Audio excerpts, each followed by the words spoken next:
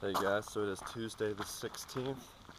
I'm leaving the Greymore Spiritual Life Center. That's the ball field right behind me. It's got a little baseball batting cage thing, and a volleyball court. And then there's just a big field to really camp in, and a small pavilion that even has an outlet. I think someone was using it last night, but I saw them with their stuff plugged in, so it's still cool to see that they have that there. Then they have like a shower, not heated or anything. And then they also have water connected to the outside. Oh yeah, and I am wearing a new hat today. I've actually had this one the longest of the two hats I have. I just wasn't sure if I'd wear it or not. And I figured since I didn't send it home in New Jersey, I should probably wear it. But yeah, so anyway, back to the field. Met up with one guy who I knew from yesterday. He also hiked over here. His name's Buckets, I think. He got going about right around 7, so it's about 2 miles or so ahead of me probably. And then wound up catching up to Chinook. He's kind of an older guy. Met him in New Jersey.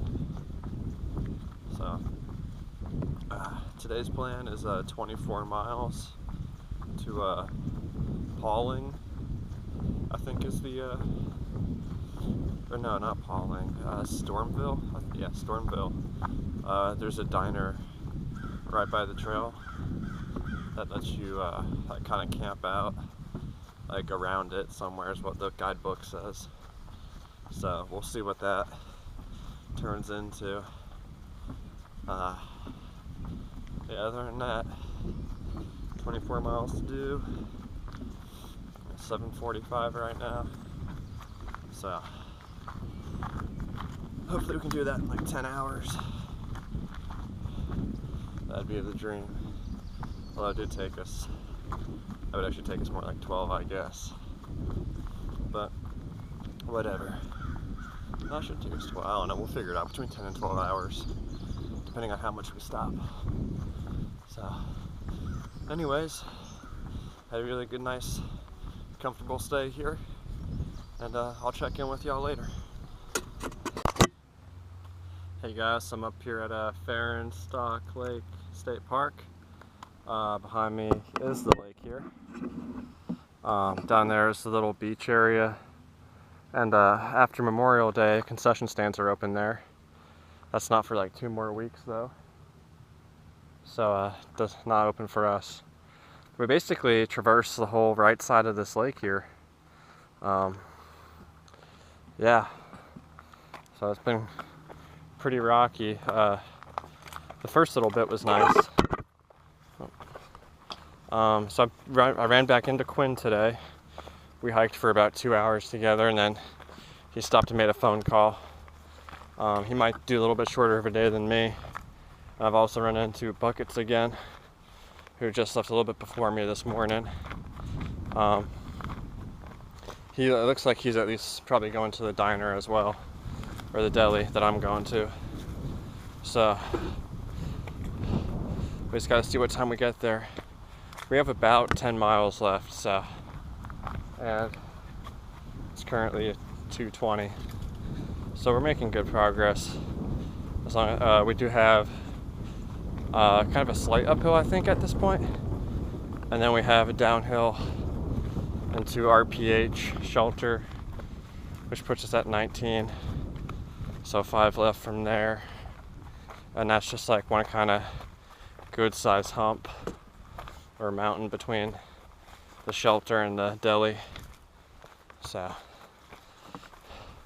but it's been pretty hot this morning, which I knew it would be once I woke up and the sun started shining into my tent. Luckily there's also a decent breeze, and now just got to get through the hottest part of the day. But anyway, I'll check in with y'all later. Just hasn't been a whole lot of views today, so not a whole lot of reason to check in my opinion. Most of the trails just look like this. Hey guys, so I'm up on Shenandoah Mountain. I think that's what it's called.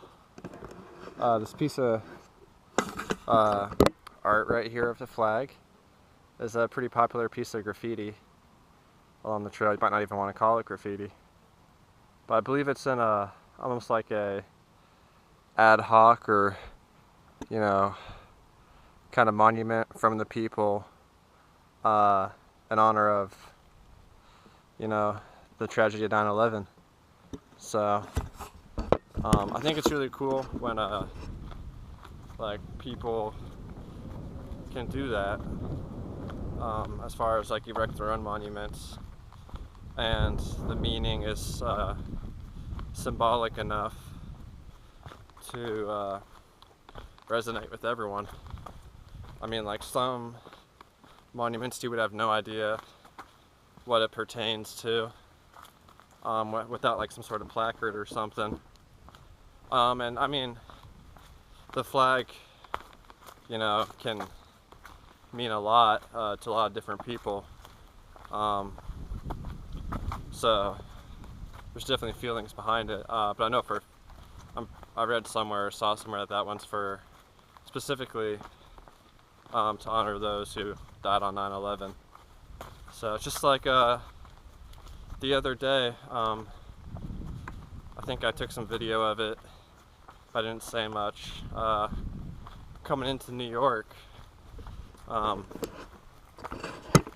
just, you know, hiking along the lake, up on the mountains there and on the rocks, and then out of the fog just emerges this flag just flapping in the wind. It really was kind of like an inspirational moment for me.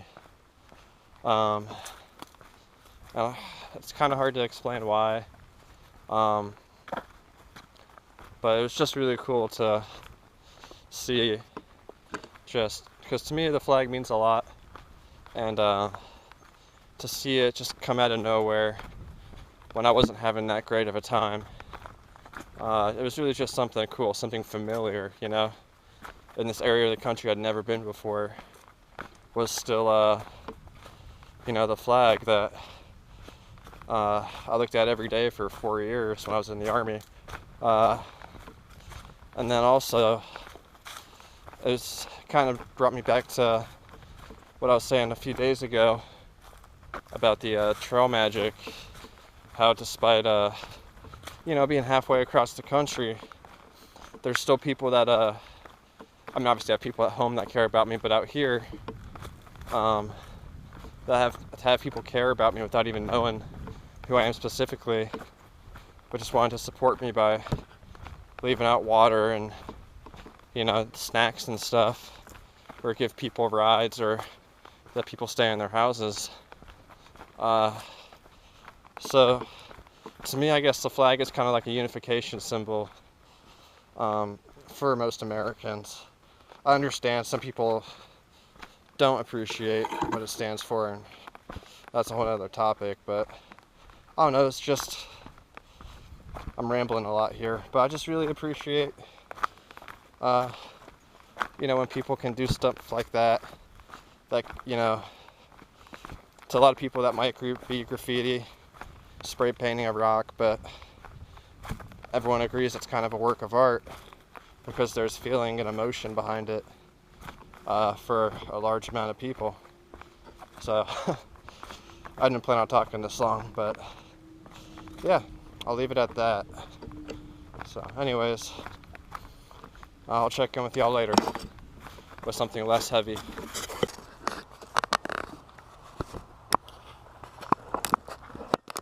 Hey guys, so I'm at Ralph's Peak Hiker Cabin right now. Just got 5 more miles left to the road, so it looks like we'll get there around 6 o'clock. So, which is still plenty of time to get to the deli and everything and get a good meal, hopefully charge up some electronics too. So, yeah, I'll check in with y'all later. Again, not a whole lot. So, yep. Hey guys, so it's morning of Wednesday the 17th, yeah. Camped here last night in this field. So at mile 1434, or New York or US 52, whatever it is, there's a pizzeria and a deli, like a third or half mile off trail, and it says there's camping nearby. Well, this is it. As you can see, there's a like cement plant over there, and then there's a road right here. But I don't think anyone's really noticed us. It was me and Baskets last night, camped here. He just went back to the deli just to get some more stuff, and I'm about to head out too. So, but it's just like the deli's just a few hundred feet that way, and so not a bad spot. I mean, it was free, so.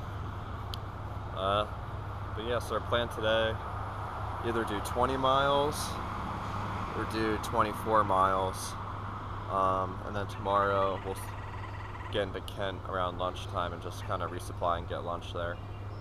So anyways, that's the plan right now. But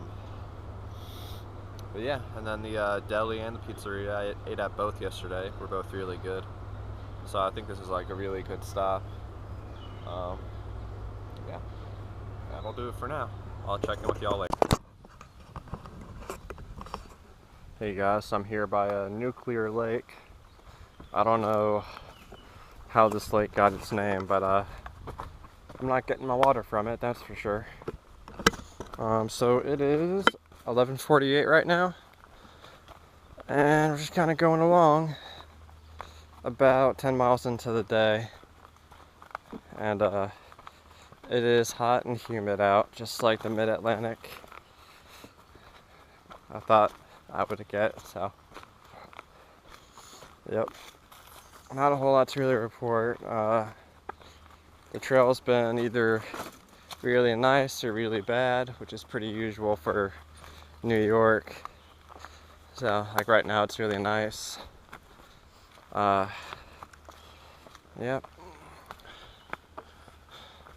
But walking on the lake is nice.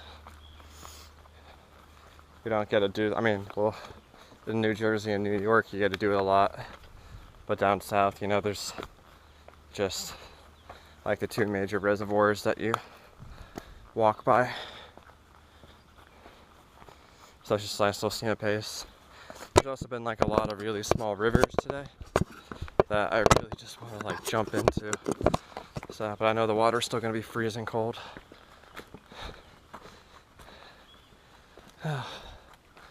Maybe someday though.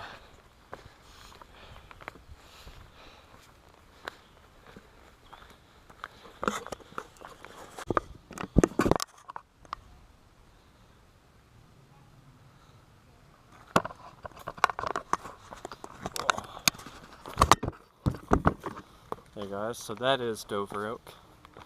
That is the oldest tree on the Appalachian Trail. 300 years old, 20 feet around. That's crazy. Older than the country. Yeah. So, just a little bit past Telephone Pioneer Shelter. Which means we're about halfway done for the day. I hope it's not going to be like this for the next few miles. That'd be terrible. But it's hot. Still humid. Got this slight breeze though. That's nice.